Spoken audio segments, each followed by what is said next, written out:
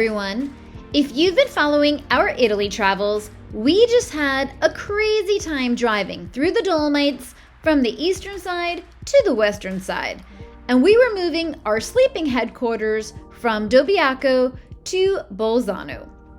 Bolzano is the largest city in the South Tyrol Province. Bolzano is the Italian name for the city, and Bozen is the German name. As you arrive in Bolzano, the city is set in a valley surrounded by stunning vineyards and a gorgeous castle perched high above. Like much of the Dolomites, it's a melting pot of Italian, German, and Ladine cultures. But to me, Bolzano looked different than the rest of the towns we had seen in the Dolomites. Aside from the fact that it was a true city and bigger, it felt more Italian to me, even though the buildings look more Austrian. The city is simply stunning, and I was thrilled to be staying here. Bolzano has a huge pedestrian center, and our Airbnb was situated right on the edge of it, which meant that we needed to leave our car in a garage. There is a garage in the center piazza of Bolzano called Walter Square, or Volta Piazza, or Platz. And though it was quite expensive, over 20 euros per night to park, it was safe and put us right in the main square of Bolzano, and our Airbnb was about a 10-minute walk from there.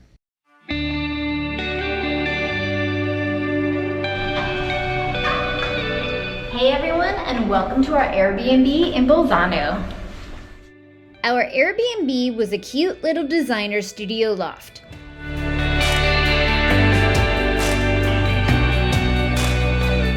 It had a nice-sized bathroom with a walk-in shower, heated towel rack, and a bidet next to the toilet.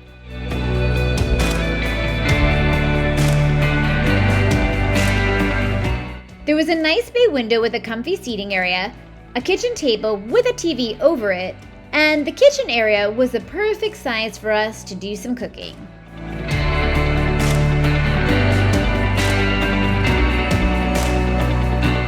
There was a loft upstairs, but that was closed off. The master bedroom was pretty comfy, and there was a cute balcony right off the bedroom, giving us a nice city view.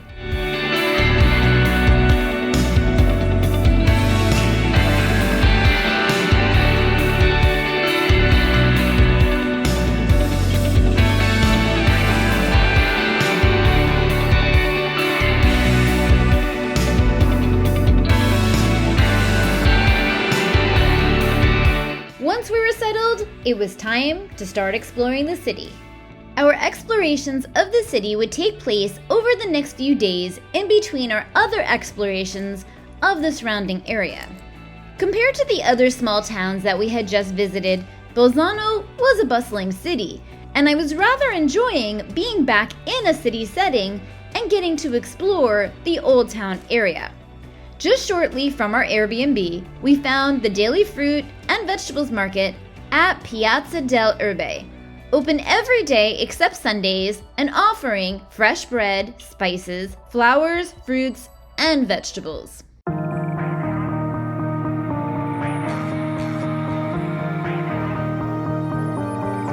Yeah, we done taking 3 shots from the striker. You know we come alive when the lights down. Swimming in these moments till we might drown, but it's all we know. Who they say it's some chat, but we won't budge. Yo, it's so much turning up, they get starstruck. When they see us at the bar, yeah, it's on us. This is how we roll. So if I got you, you got me. We'll turn this night to a fantasy. All this love that can turn to green. We gon' spend this right, yeah, yeah. Clock is ticking, trying to take my youth away. My only worries tomorrow won't feel my age. Grab a seat, baby, tell me what you want to drink. Tonight it's all around me. Oh yeah.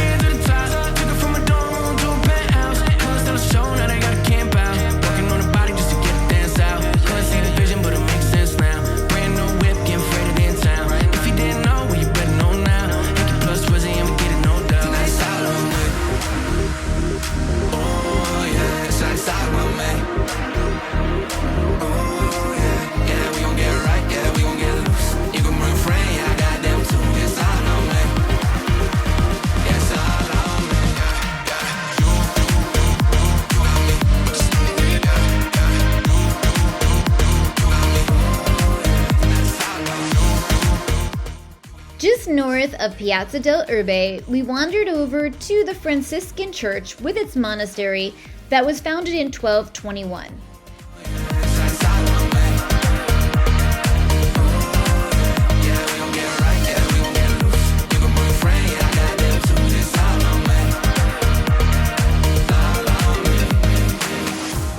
After visiting so many churches, we didn't venture inside. We just continued on our way, but I was enjoying just looking at all of the colorful buildings and noticed that almost all of them had those bay window cutouts in them. Every building was really kept nice, and there were so many cute restaurants around, it made it difficult in the coming evenings to choose one. The pedestrian area in the old town was really big, way bigger than we had expected.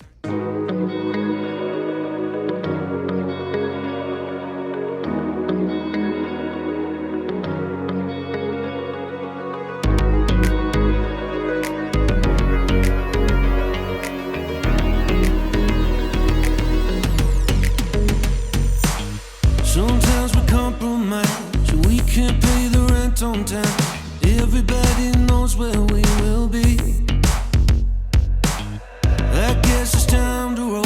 We're going international. Just wanna be that classy kind of thief.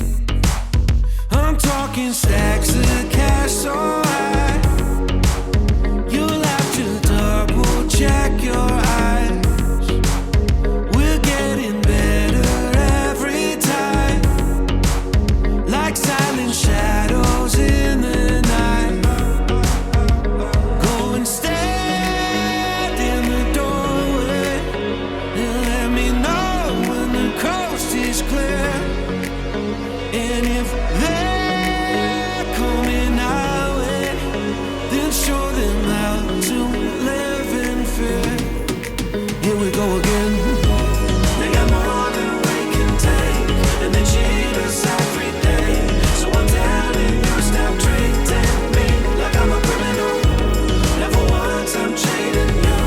You're the king I overthrow on your gated avenue. Interesting, the front of all these buildings, they kind of have a bay window that darts out.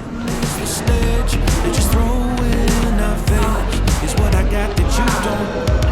Tired of waiting on your tables, tired of shining up your shoes. You're feeling helpless for so long, I think it's time that you felt that too. You stacks of cash so high. These buildings are amazing. We'll check your eyes. We're getting better every time. We found ourselves in the town hall square and made a right to head down the arcades of Bolzano, or Via dei Portici in Italian, which is the most visited and oldest alley or street in Bolzano, dating back to 1180 AD. The shopping street with its Gothic arches connects the Piazza del Erbe square, which is where the market was, with the town hall square, which is where we entered the street. Not only are the arcades the heart of commercial life in Bolzano, but they're also regarded as one of the best known shopping centers, thanks to their elegant, traditional, and modern shops with their extraordinary windows. And I have to say, it was really a lot to take in. I kept changing perspective from walking on the street to walking on the inside of the street, which gave a completely different point of view and made you feel as though you were inside a modern shopping mall.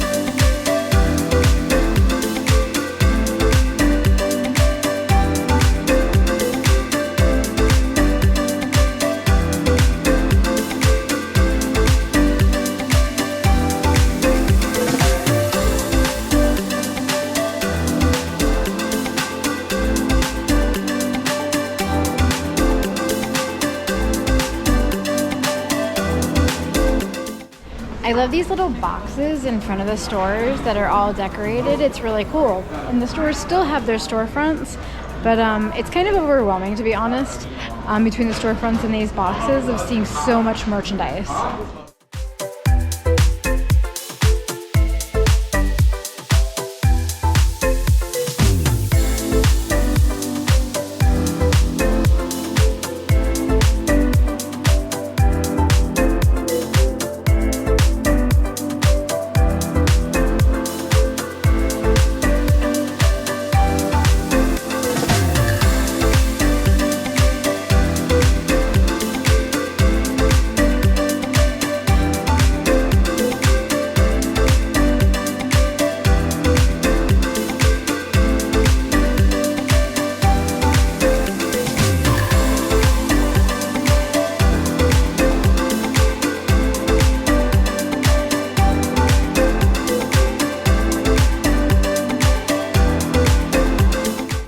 Oh yeah, now walking on the inside, it makes you feel like you are actually in a mall.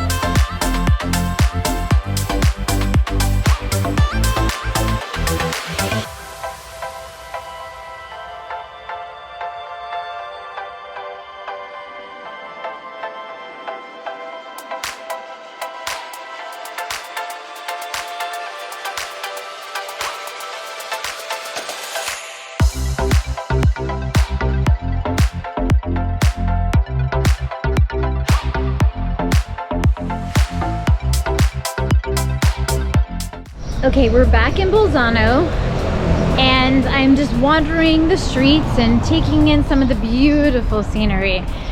I'm in love with these buildings, from their bay windows to all their little cutouts to their colors. So stylish, so beautiful, so European.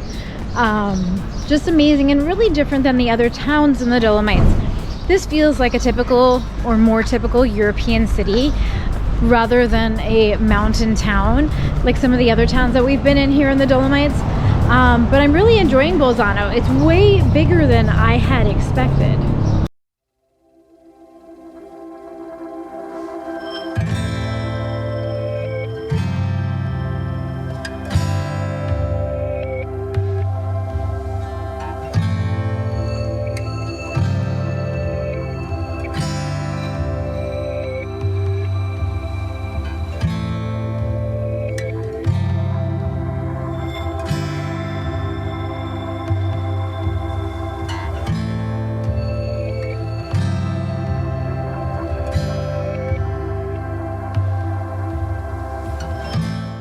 Such a beautiful park out here with such an incredible view of up top.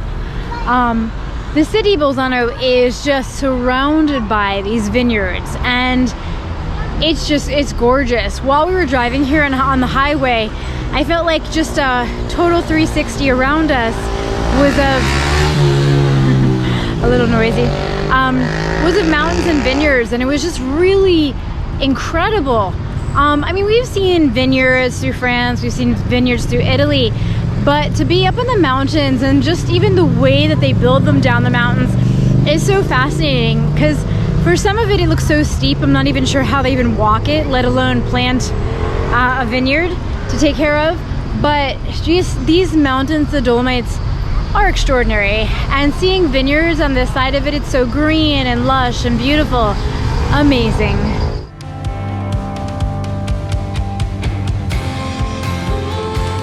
So I was about to walk into a store when I saw through the corner of my eye something that I had flagged on my Google Maps that I had every intention of visiting right after my shopping, and that was this famous arch, which I'm gonna show you in a second. Now this arch is so famous here in Italy for the reason being it was put up after World War I, and basically it means victory for Italy. World War I, the Italians and the Austrians were fighting, which is why too throughout the city and just the Dolomites in general, everything is 2 names and sometimes even 3 names, whether it's in German or Italian. And I think the third language is said Latin, which were people who inhabited the area at that time, and a language that I believe is on it's I don't even know if that language truly exists anymore. But here in Italy, this arch is really significant because this land was once part of the Austro-Hungarian Habsburg era. So it's really cool to see this because this is part of their Italian victory.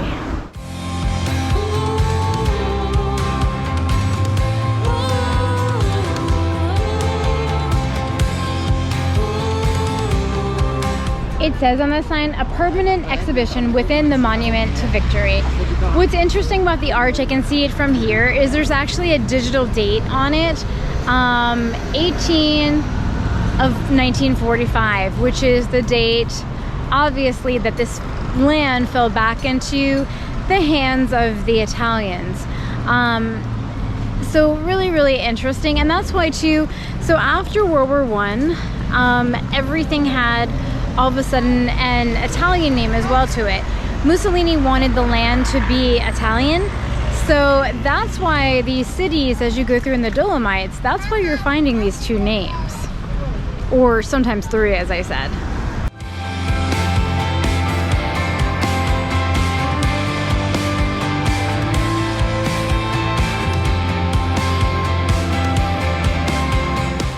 So this sign says, Italy's fascist regime erected this monument to celebrate victory in the First World War, an event which brought with it the division of the Tyrol and the separation of the population of South Tyrol from Austria, their mother country. The city of Bolzano, a free, modern, and democratic town, condemns the discrimination and divisions of the past, as well as all forms of nationalism, and pledges its commitment to promoting a culture of fraternity and peace in the true European spirit.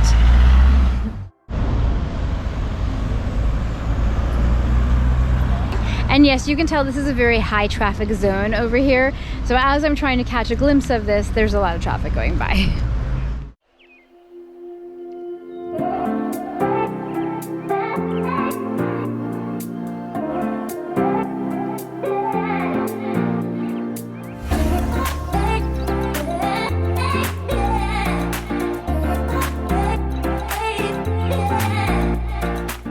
So what we have found from visiting here the Dolomites is that the native people here, it seems as though their first language to their family, to one another, is German.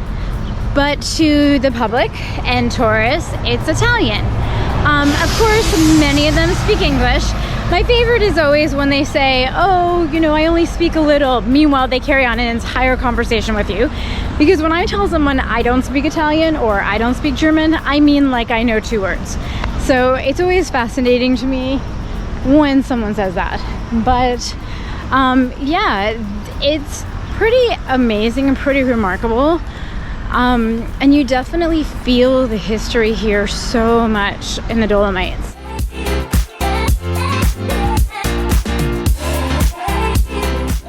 So to touch back on something that I said earlier when I was reading to you the plaque that talked about Tyrol, how it was broken into 2 sections because it was part of Austria. Well, still today, the area is still called Tyrol, but it's not only in Italy. When you cross the border into Austria, which we're gonna go to Innsbruck and cross right over the border, that area is also Tyrol. Sorry, it gets loud. So it's going to be really interesting, and I think probably somewhat similar, the culture. But yeah, it's pretty interesting that when they broke up the area, they kept it the same name across the border. So I found that to be really fascinating.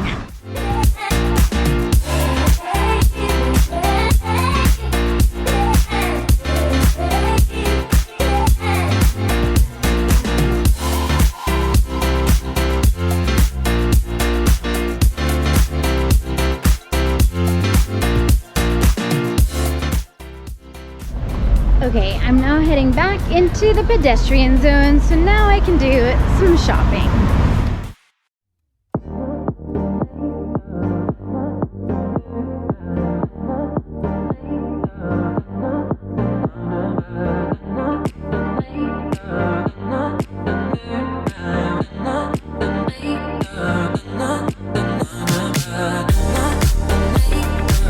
The Museum of South Tyrol Museum of Archaeology. There we go. Why couldn't I say that word? I think really all the zigzagging, my brain is just not working these days. I still feel like it's kind of rotating around my head.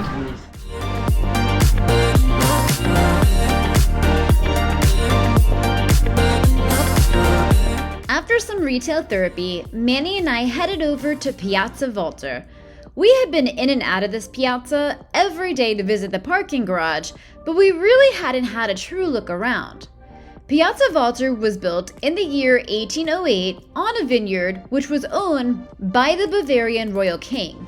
King Maximilian sold it to Bolzano's town council for 3,000 florins on a condition that it was made into a square. In the middle of the square is the most distinctive feature of the square, which is a statue that was erected in 1889 in the memory of the great poet and bard Walter van der Vogelweide.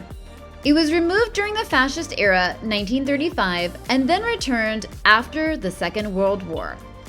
The square is also known for its annual Christmas market and flower market.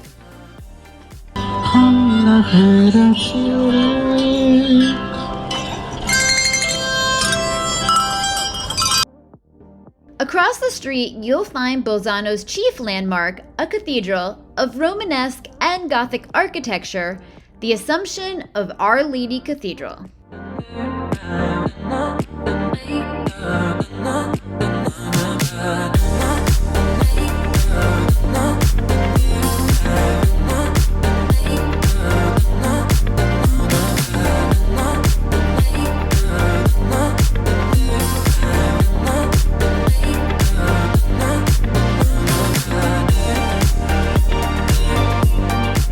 You'll also find inside the square the famous Luaker shop, which is a must visit. In 1925, Alphonse Luaker bought the pastry shop in Bolzano where he had learned his trade. His pastry making skills and the raw materials he personally chose won people's hearts. Today, the brand is known worldwide, and the Luaker brand has become wafers, chocolates, pralines, pastries, and even workshops to give opportunities to other inspiring pastry chefs. You'll find the Luaker brand all throughout Bolzano, and their treats are a must-try. Finally, it was time to eat. We ate at Paul Lanner, and I was craving some Austrian-German food, so I went with the Austrian sausage, and Manny went with the Italian pizza. Definitely the best of both worlds. Make sure that you're subscribed because we still have more Dolomites and even a trip to Innsbruck, Austria to come. See you next time.